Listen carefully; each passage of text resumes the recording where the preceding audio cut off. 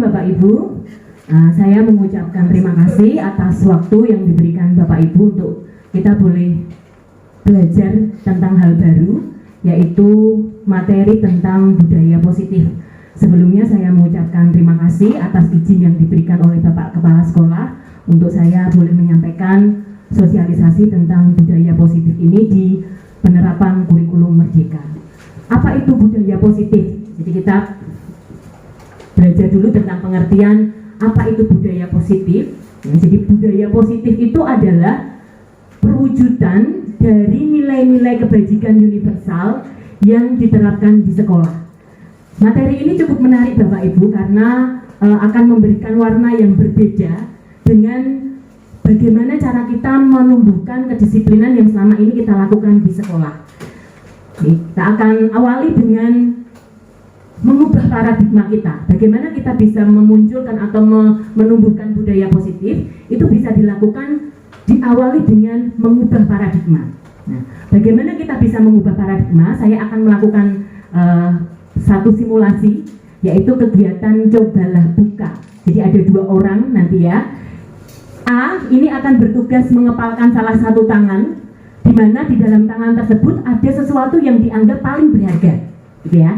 Kemudian nanti B itu bertugas untuk mencoba segala cara agar A ini bersedia untuk membuka kepalan tangannya. Nah, ini saya minta bantuan yang pertama Pak Hendrik gitu ya. Nanti dengan Pak Baidi gitu ya.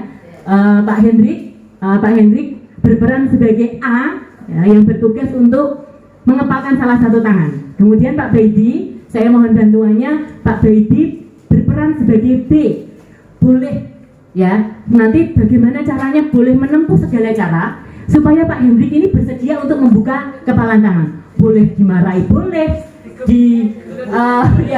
dimarahi boleh, atau dibujuk-bujuk boleh, diintimidasi boleh, silahkan. Tapi waktunya hanya 10 detik, ya Pak. Pak Baidi membujuk Pak Hendrik dengan waktu 10 detik. Kira-kira berhasil atau tidak? Monggo Pak.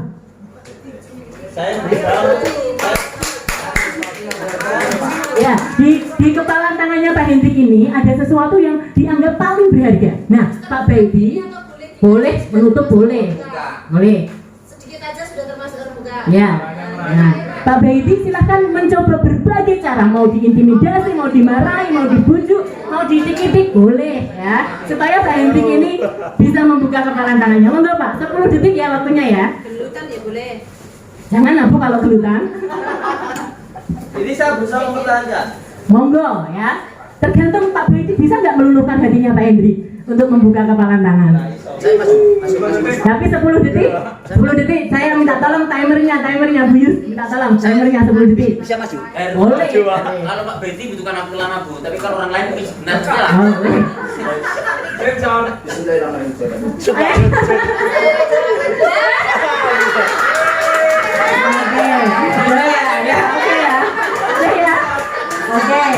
Berarti Pak Hendrik, kesimpulannya Pak Hendrik membuka ya, membuka tangannya. Oke, sekarang satu lagi. A, ini saya yang berperan nanti. Ya, saya mohon bantuannya Bu Anis. B, Bu Anis silahkan mencoba membujuk saya untuk meminta supaya saya membuka kepalan saya. Sama seperti yang dilakukan Pak Hendrik dan Pak Baidi. Tadi Pak Hendrik ternyata membuka ya. Coba sekarang Bu Anis ke saya coba. Kira-kira berhasil nggak meluluhkan hati saya? Mikir dulu boleh. Jangan lama-lama mikirnya, durasi. Strategi boleh. Boleh, tapi jangan diitik-itik loh ya. Berarti tidak Tidak berbagai cara loh. Oh iya.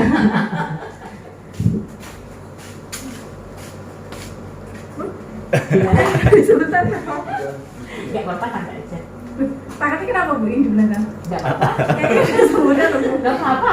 Iya, gitu loh. Gak apa-apa. 10 detik ya Bu, di waktu ya. Salam. Enggak. Ngapain sih salaman segala Bu? Kan salaman sama orang. Oke, habis ya. Oke, terima kasih Bu Anis untuk bantuannya. Jadi di sini ada 2 kemungkinan ya Bapak Ibu.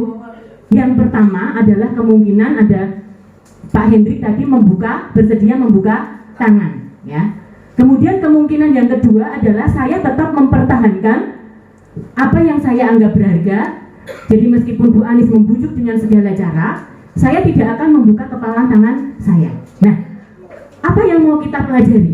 Ini bukan masalah berhasil membuka atau menutup tangan, tidak. Ya, karena tidak ada yang menang ataupun yang kalah dalam peristiwa ini. Pak Hendrik membuka tangan bukan berarti Pak Hendrik kalah kepada Pak Subedi, ataupun saya tetap menutup tangan, Bu Anis kalah, bukan. Ini bukan soal menang kalah dalam membuka dan menutup tangan. Tetapi menurut Bapak Ibu, dari dua peristiwa tadi, siapa yang memegang kontrol atau kendali untuk membuka dan menutup tangan? Siapa yang memegang kendali?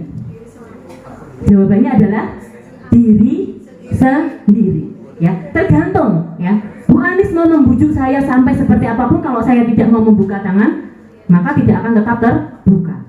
Demikian Pak Hendrik tadi. Ya, maka kontrol atau yang memegang kendali itu adalah diri sendiri. Nah, mari Bapak Ibu kita lihat konsepsi beberapa konsepsi atau miskonsepsi yang keliru tentang teori kontrol yang selama ini kita lakukan kepada para murid kita untuk menumbuhkan kedisiplinan. Ya, ini ya Bapak Ibu, miskonsepsi atau seringkali kekeliruan kita ya dalam menganggap bagaimana kita menerapkan kontrol terhadap murid. Yang pertama adalah ilusi guru mengontrol murid. Ya, pada dasarnya kita tidak dapat memaksa murid itu untuk berbuat sesuatu jikalau murid tersebut memilih untuk tidak melakukannya. Walaupun tampaknya guru sedang memaksa murid sedemikian rupa, nah kemudian murid itu menurut apa yang diperintahkan guru, itu karena pada saat itu murid sedang mengizinkan dirinya untuk dikontrol.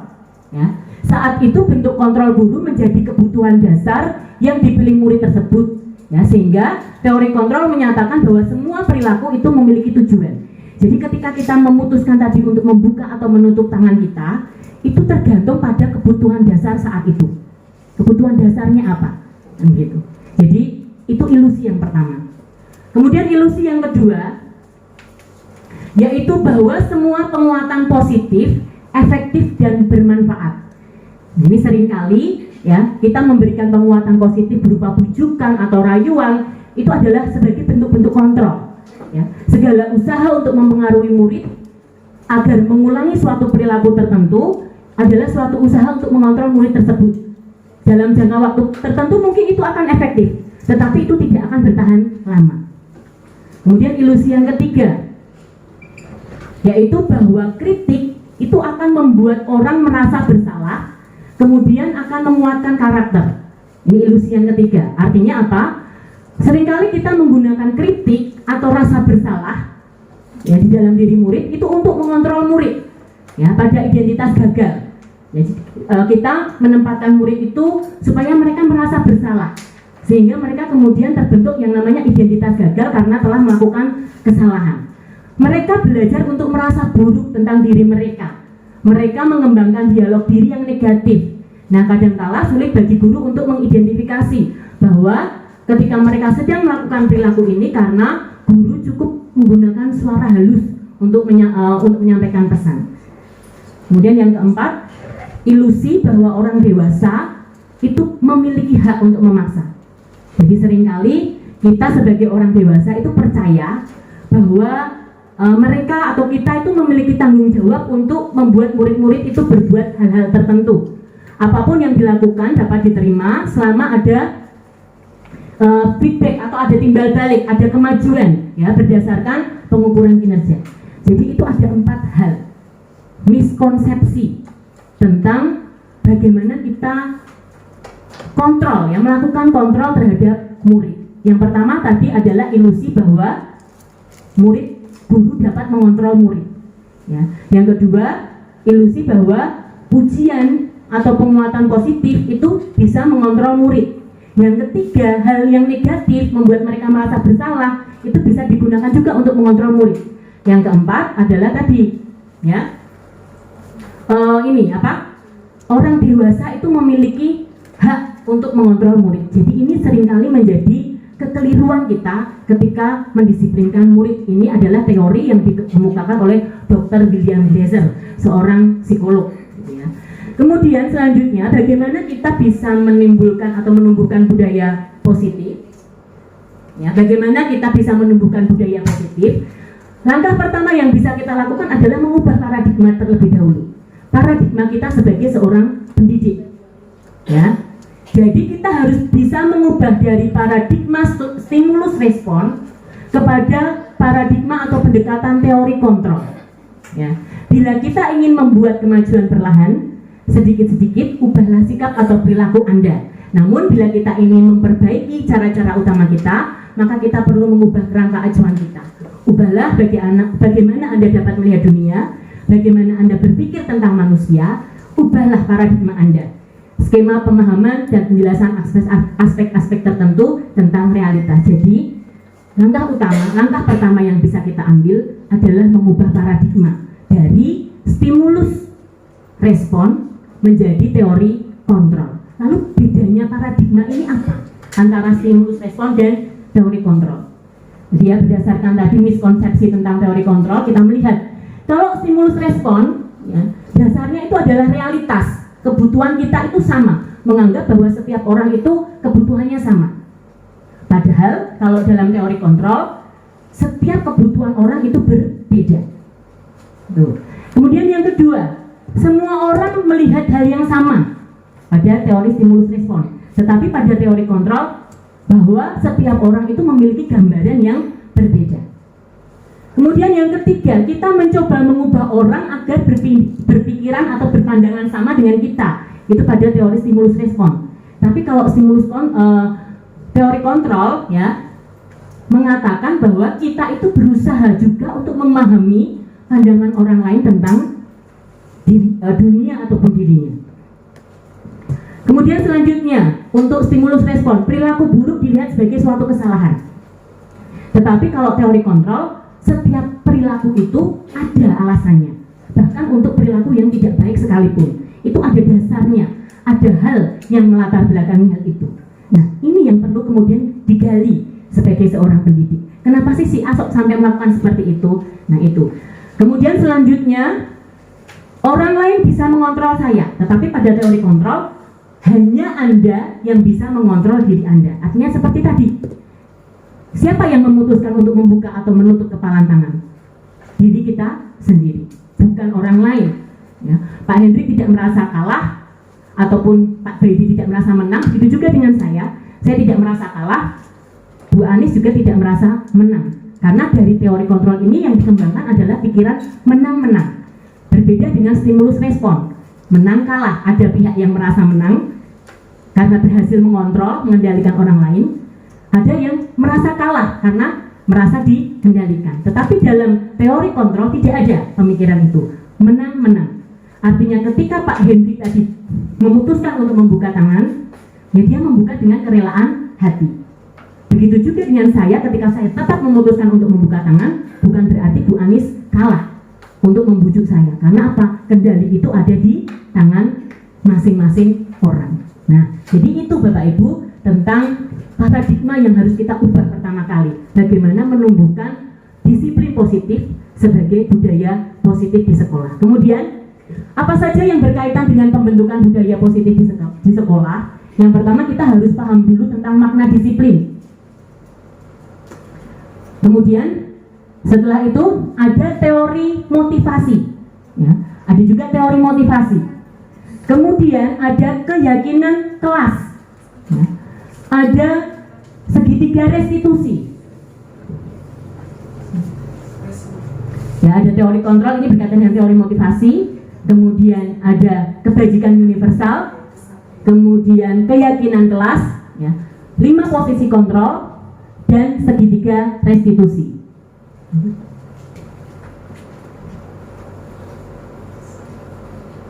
Lanjut, nah kita mau pelajari dari satu persatu apa sih disiplin positif itu. Nah, disiplin positif itu adalah makna kontrol diri. Jadi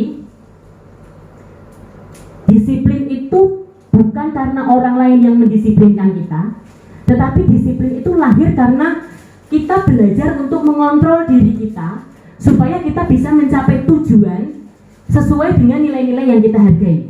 Itu disiplin, makna disiplin. Jadi Kalau selama ini kan seringkali kita memaknai bahwa disiplin itu adalah sesuatu yang kita lakukan kepada orang lain agar menghasilkan suatu kepatuhan, gitu. Tetapi di sini disiplin itu diartikan sebagai kontrol diri, supaya kita bisa melakukan apa yang sudah kita tetapkan sesuai dengan nilai-nilai yang kita hargai. Kemudian disiplin positif, apa itu disiplin positif? Adalah terbentuknya disiplin yang dimotivasi secara intrinsik. Ya, jadi kedisiplinan yang lahir atau yang dilakukan oleh anak itu ada karena kesadaran yang timbul dari diri sendiri, bukan tadi karena controlling atau kontrol dari orang lain. Nah, selanjutnya teori motivasi. Ya, apa saja yang mendasari setiap perilaku seseorang? Itu ada 3 motivasinya, Bapak Ibu. Yang pertama adalah motivasi untuk menghindari hukuman atau ketidaknyamanan. Ya, seringkali mungkin murid-murid kita patuh terhadap aturan-aturan sekolah kita itu karena mereka menghindari hukuman atau ketidaknyamanan.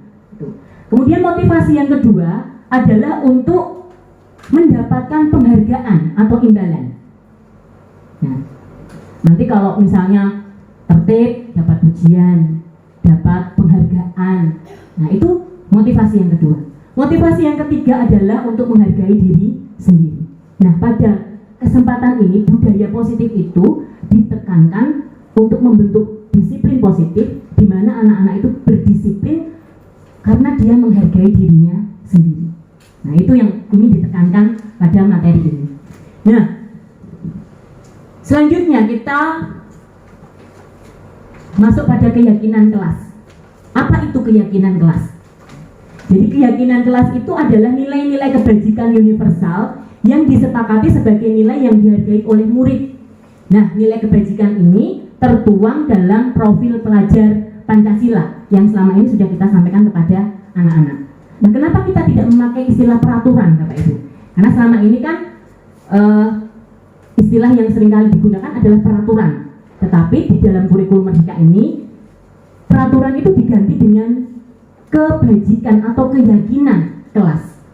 Nah, sebagai contoh begini, ketika kita naik sepeda motor, kita menggunakan helm, itu karena kita mematuhi aturan atau karena kita memang menyadari kita butuh helm? Kira-kira jawaban Bapak Ibu apa?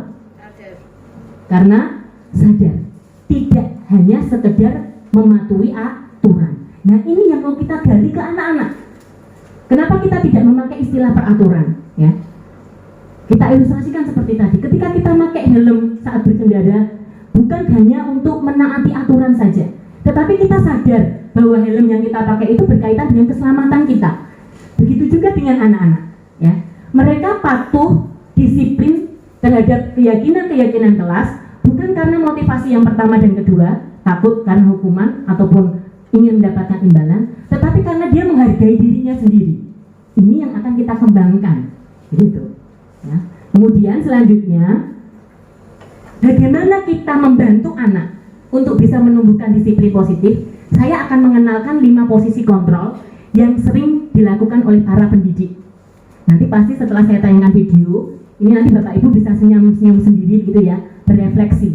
Kira-kira saya ini saat ini berada pada posisi yang mana? Karena terus terang saya juga pertama kali melihat materi itu saya juga senyum-senyum sendiri. Oh, ternyata selama ini tuh saya masih pada posisi ini. 5 posisi kontrol apa saja yang sering dijalankan oleh guru dalam menumbuhkan kedisiplinan? Yang pertama adalah sebagai penghukum. Ya. Yang kedua adalah sebagai pembuat rasa bersalah. Yang ketiga sebagai teman. Yang keempat sebagai pemantau. Dan yang kelima sebagai manajer. Nah, bagaimana masing-masing posisi kontrol ini melakukan tugasnya? Coba kita lihat contoh videonya, gitu ya.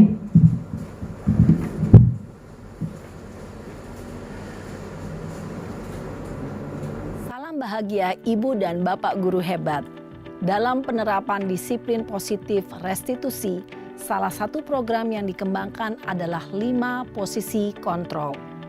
5 posisi kontrol dalam restitusi adalah proses perjalanan seorang pendidik agar dapat mengenali dirinya. Pada video kali ini, kita akan membahas tentang 5 posisi kontrol yang dikembangkan oleh Diane Goosen dan contoh penerapannya.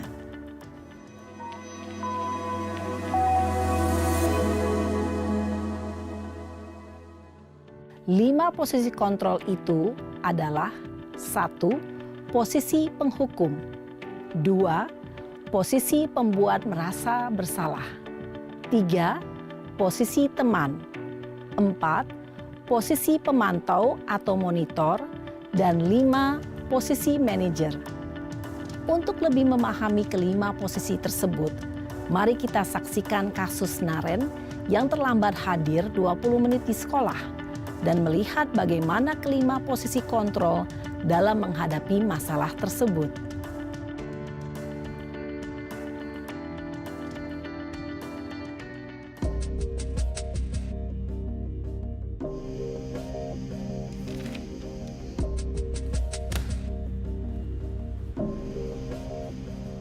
Naren!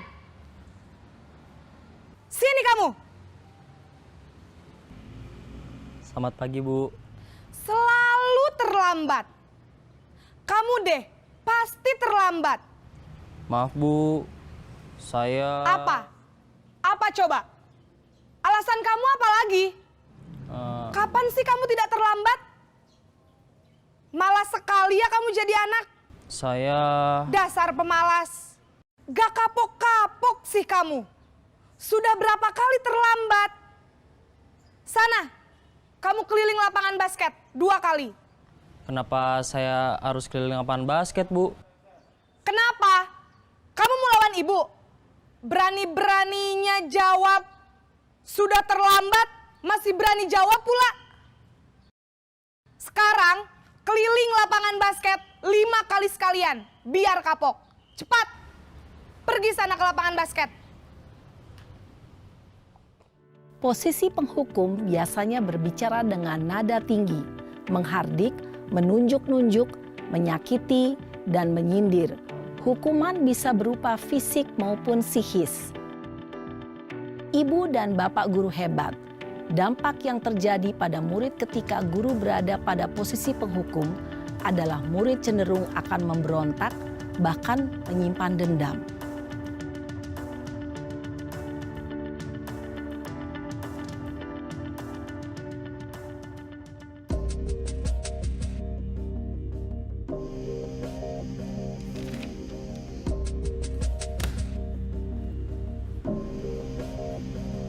Naren!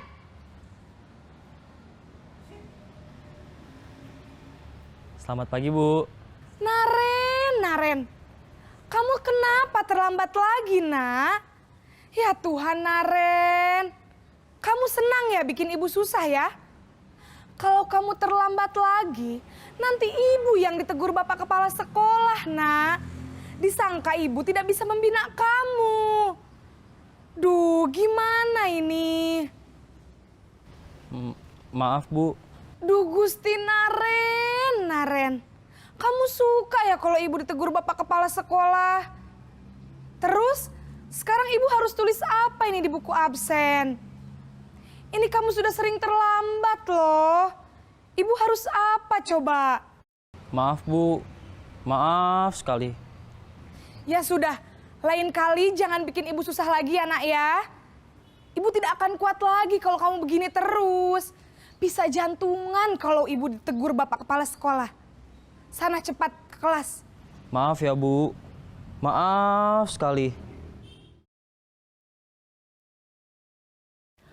Posisi pembuat rasa bersalah berbicara dengan nada tenang, cenderung lembut.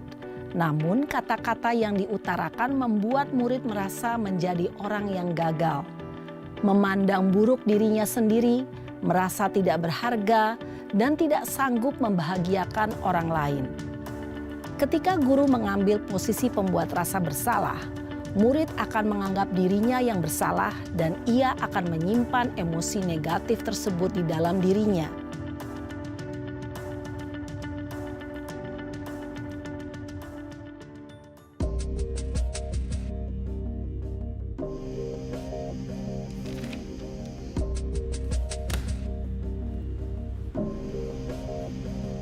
Naren!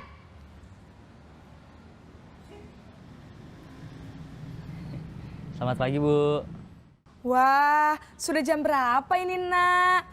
Terlambat lagi ya, sayang? Iya, Bu. Habis ibu saya lupa bangunkan saya, Bu. Kamu malah menyalahkan ibu kamu. Kamu bukannya anak yang larinya paling kenceng. Kok terlambat sih? Iya, Bu. Saya memang terlambat bangun tadi. Jadi, biarpun saya lari kencang, tetap gak kekejar, Bu. Ya sudah sana. Nanti lain kali larinya lebih kenceng lagi ya. Biar gak terlambat lagi. Bikin seneng ibu. Demi ibu. Bisa kan? Bisa lah, Bu. Ya sudah sana masuk kelas. Ibu beresin urusan absen kamu. Kamu ini ada-ada saja.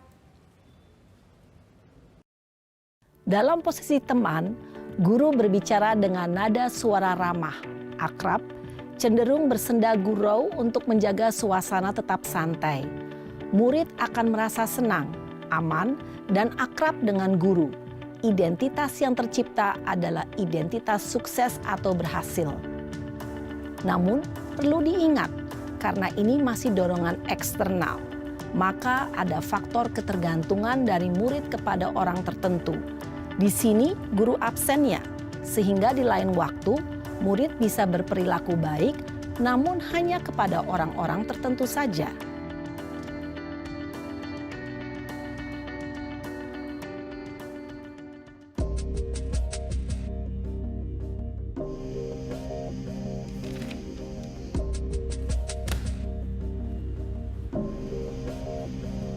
Naren!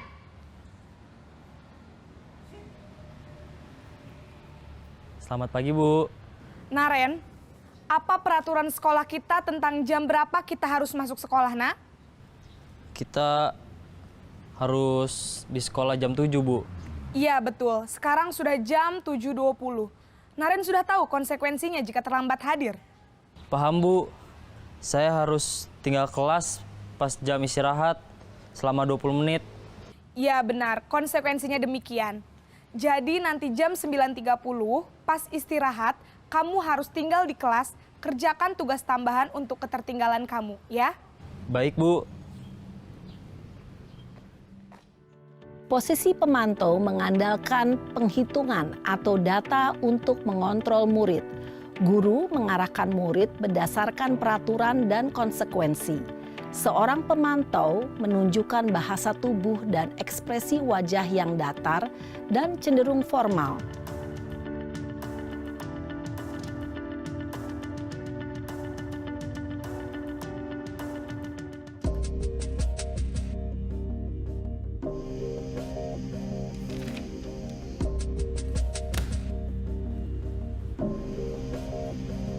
Naren!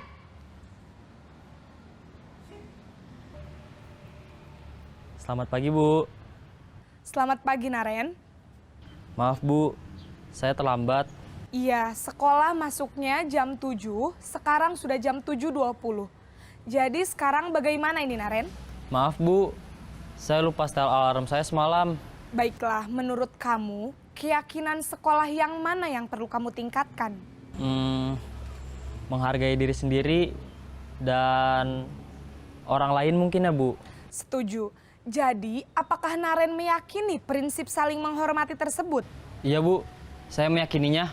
Apakah Naren bersedia memperbaiki masalah keterlambatan ini? Bersedia, Bu. Bagaimana kamu akan perbaiki masalah keterlambatan ini? Saya akan coba untuk tidak lupa menyetel alarm saya, Bu.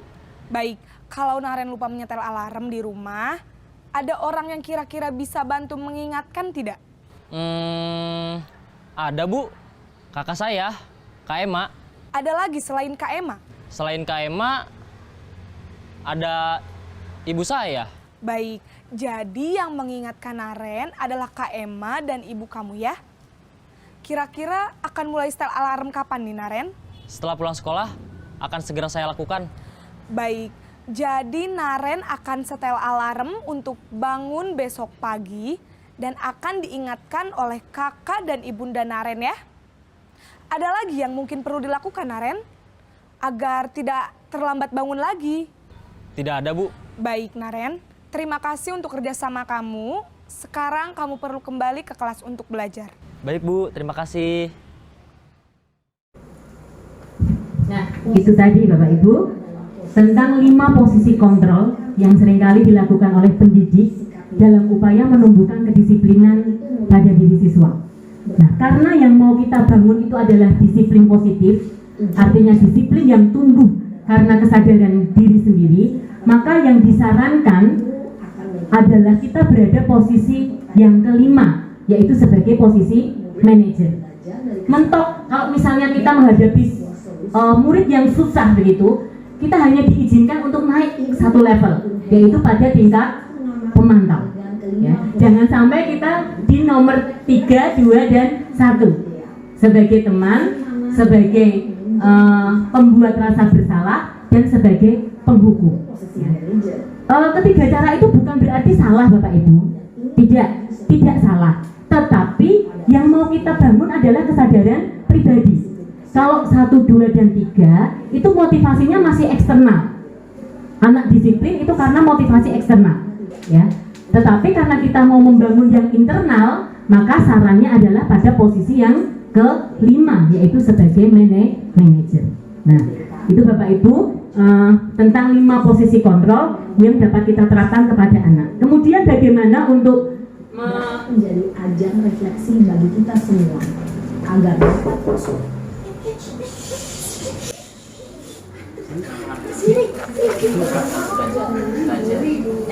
bagaimana kita bisa membangun disiplin positif yang kedua, yaitu dengan menerapkan pendekatan segitiga restitusi. Ya, apa itu segitiga restitusi? Ini yang memang perlu sekali saya kenalkan kepada kita semua, karena kita semua juga di sini sedang belajar, sama-sama belajar, gitu ya, tentang segitiga restitusi. Ya, yaitu bagaimana kita menangani ya kesalahan yang dilakukan oleh anak dengan menumbuhkan kedisiplinan positif dalam diri anak. Pendekatannya namanya adalah segitiga restitusi. Jadi ada 3 sisi. restitusi dikembangkan oleh pakar pendidikan dari dosen berlandaskan pada teori kontrol Dr. William Gleason. Segitiga restitusi adalah suatu proses dialog yang dijalankan. Jadi segitiga restitusi ini merupakan proses dialog Bapak Ibu menghasilkan murid yang untuk kita menumbuhkan disiplin positif pada diri anak. Posisi manajer, aspek yang dikembangkan pada murid adalah motivasi intrinsik, sehingga penanaman nilai-nilai kebajikan dapat tumbuh dan berkembang menjadi suatu kebiasaan positif yang akhirnya membentuk karakter murid. Proses dialog ini terdiri dari 3 langkah yang digambarkan pada ketiga sisi pada segitiga restitusi. Ada 3 langkah. Sisi yang pertama adalah menstabilkan identitas. Jadi kita mengubah anak dari identitas gagal menjadi identitas sukses. Identitas gagal ini maksudnya apa Bapak Ibu? Identitas gagal itu anak akan merasa gagal ketika dia melakukan kesalahan. Kemudian bagaimana kita mengubahnya menjadi identitas sukses? Ya, kita bisa menggunakan kalimat-kalimat seperti ini. Melakukan kesalahan itu hal yang wajar. Tidak ada orang yang tidak pernah melakukan kesalahan. Setiap orang itu pasti tidak sempurna. Nah, itu cara yang bisa kita lakukan untuk mengembalikan identitas gagal anak yang telah melakukan kesalahan menuju identitas sukses dengan menggunakan kalimat seperti itu. banget. Masa aku dikatain Nah, ini contoh ya, Ya aku bagaimana marah lah. menerapkan Aku segitiga balik ngatain Eka di restitusi. depan kelas. Kesel banget. Oh begitu, ya pasti kamu marah dan kesal. Bapak juga akan marah apabila ada yang menuduh Bapak. Nah, ini langkah menstabilkan identitas. Kemudian pada saat itu kamu mau melakukan apa? Ya saya langsung ngatain Eka lah Pak. Kesel banget. Saya Ini bentak-bentak langkah dia yang depan kedua teman-teman setelah lain. menstabilkan Oh, identitas, begitu. yaitu validasi tindakan Pasti yang salah. kamu melakukan seperti itu karena suatu alasan tertentu kan? Iyalah, masa saya diam saja Pak? Ya saya bela diri lah. Masa saya dituduh tukang fitnah? Ya wajar lah, mempertahankan harga diri itu sesuatu yang penting buat kamu. Untung kamu tidak Validasi tindakan yang salah ini bukan berarti membetulkan tindakan yang salah Iya, ya Pak. Bapak Ibu. Tetapi kita mencoba Saya masih menggiring bersabar anak pada dan hanya mengalah saja. pemikiran bahwa Udah gemes setiap padahal. hal, setiap Saya pasti perbuatan bela diri yang lah. kita lakukan itu Ya, pasti ada pasti ya. alasannya. Tapi Ada kamu dasarnya memilih apa? tetap bertahan dan bersabar. kamu memilih untuk tidak berbuat lebih parah lagi, bukan? Iya. Nah, sekarang coba kita lihat lagi tindakan kamu yang bentak-bentak Eka di kelas. Tindakan kamu itu kira-kira sesuai dengan keyakinan kelas atau prinsip kamu tidak? Enggak lah Pak. Capek Pak jadi pemarah. Jadi keyakinan atau prinsip mana yang kurang sesuai dengan keinginan kamu? Ya, saya sebenarnya sangat menghargai orang lain. Mungkin saat itu saya menjadi emosi, jadi tidak menunjukkan sikap itu. Kamu meyakini tidak menghargai orang lain itu penting buat kamu? Yakinlah Pak. Iya, setuju. Kita harus saling menghargai. Namun ada juga keyakinan yang kita sepakati yang perlu kita jalankan apabila kita sedang marah, kan? Ya, saya bisa lebih proaktif, mulai dengan diri sendiri. Saya bisa jadi lebih sabar, mengambil waktu jeda untuk berpikir mau apa selanjutnya. Kira-kira kamu bersedia memperbaiki masalah ini tidak? Bersedia Pak. Kalau kamu memperbaiki masalah ini, kamu akan menjadi orang seperti apa? Saya akan menjadi orang yang bertanggung jawab kali ya Pak. Dan senantiasa proaktif. Iya. Menurut kamu, bagaimana rasanya menjadi orang seperti itu? Ya nyaman lah, bangga bisa bersabar dan menahan diri. Baiklah kalau begitu. Yuk kita Nah, pikirkan itu tadi Bapak bagaimana Ibu contoh memperbaiki masalah penerapan ini. segitiga restitusi. Yang pertama tahapannya adalah menstabilkan identitas, yang kedua adalah memvalidasi tindakan yang salah, dan yang ketiga adalah menanyakan kembali keyakinan kelas yang disepakati bersama-sama. Nah, kita sudah sampai pada bagian akhir Bapak Ibu tentang kesimpulan apa yang bisa kita ambil. Pada sisi pertama, Mister.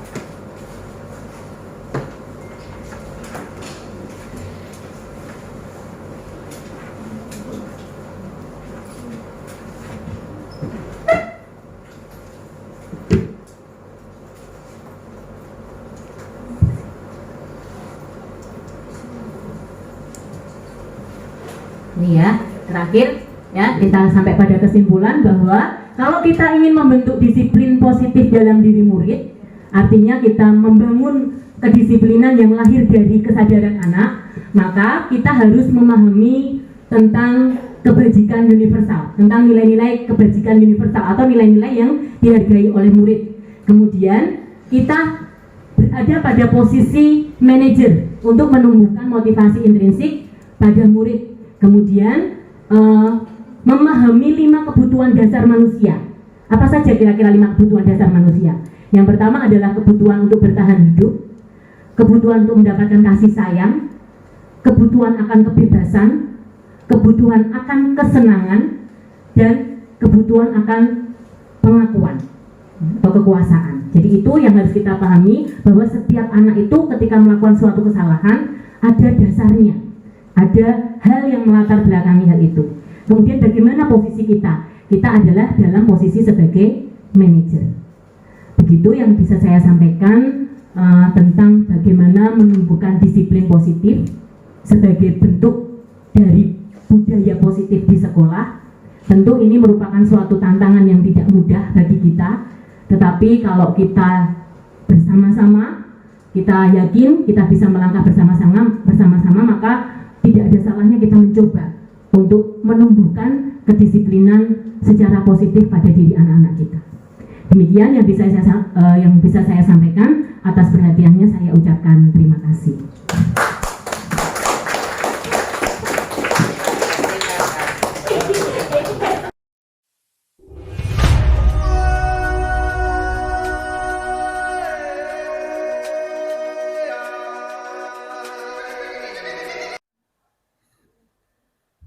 Assalamualaikum warahmatullahi wabarakatuh.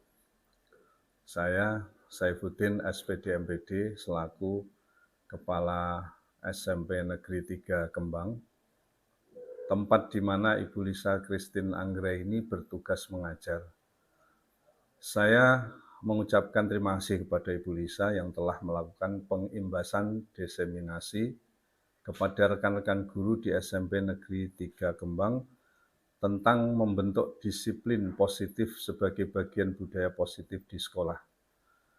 Kegiatan ini merupakan salah satu aksi nyata sebagai calon guru penggerak yang memiliki semboyan tergerak, bergerak, dan menggerakkan. Saya berharap dengan materi yang sudah disampaikan oleh Ibu Lisa dapat memberikan motivasi bagi rekan-rekan guru yang lain dan menggerakkan seluruh komponen yang ada di sekolah untuk bersama-sama berupaya membentuk disiplin positif dalam diri murid-murid di SMP Negeri 3 Kembang. Sebagai kepala sekolah, tentu saya mendukung kegiatan yang positif ini agar ke depan kita dapat bekerja sama mewujudkan program-program budaya positif, salah satunya dengan membentuk keyakinan kelas dan melaksanakan kegiatan penguatan karakter yang lain. Membentuk budaya positif di sekolah merupakan salah satu perwujudan pendidikan yang berpihak pada murid sesuai dengan filosofi pendidikan Ki Hajar Dewantara. Demikian yang dapat saya sampaikan. Selamat untuk Bu Lisa yang sudah menyelesaikan salah satu tugasnya melakukan sosialisasi dengan baik dan lancar. Semoga pengimbasan ini dapat diterapkan di sekolah sebagai upaya untuk meningkatkan kualitas pendidikan di SMP Negeri 3 Kembang. Sekian, terima kasih. Wassalamualaikum warahmatullahi wabarakatuh.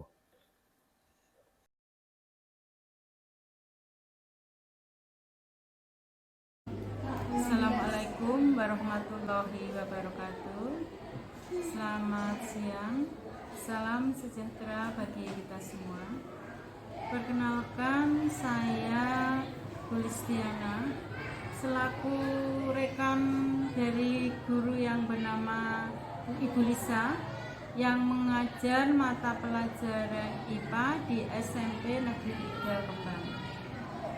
Menurut saya, apa yang disampaikan oleh Bu Lisa tentang materi yang dipaparkan mengenai disiplin positif sangat menarik dan bisa diterapkan dalam upaya menumbuhkan kedisiplinan pada diri murid yang termotivasi secara intrinsik. Setelah mengikuti sosialisasi tadi, membuat kami berefleksi tentang upaya yang sudah kami lakukan selama ini untuk mendisiplinkan siswa yang sebagian besar ternyata motivasinya masih eksternal. Kemudian dengan memahami teori motivasi, 5 kebutuhan dasar manusia, keyakinan kelas, posisi kontrol guru, dan pendekatan segitiga restitusi yang tadi sudah disampaikan oleh Bu Lisa, kami jadi tahu langkah-langkah apa yang harus kami lakukan sebagai pendidik untuk menumbuhkan disiplin positif. Sebagai pendidik, kita dianjurkan mengambil posisi kontrol sebagai manajer dan menerapkan pendekatan segitiga restitusi dalam menghadapi murid yang melakukan kesalahan. Menumbuhkan kedisiplinan positif tentu bukan suatu proses yang mudah dan instan. Tapi kita memerlukan komitmen dan konsistensi dari semua pihak yang terkait, termasuk kami sebagai pendidik. Semoga setelah mengikuti kegiatan pengimbasan tadi, kami dapat bekerja sama dalam membentuk budaya positif di lingkungan SMP Negeri 3 Kembang. Demikian yang dapat saya sampaikan. Sekian dan terima kasih. Wabillahi taufiq wal hidayah. Wassalamualaikum warahmatullahi wabarakatuh.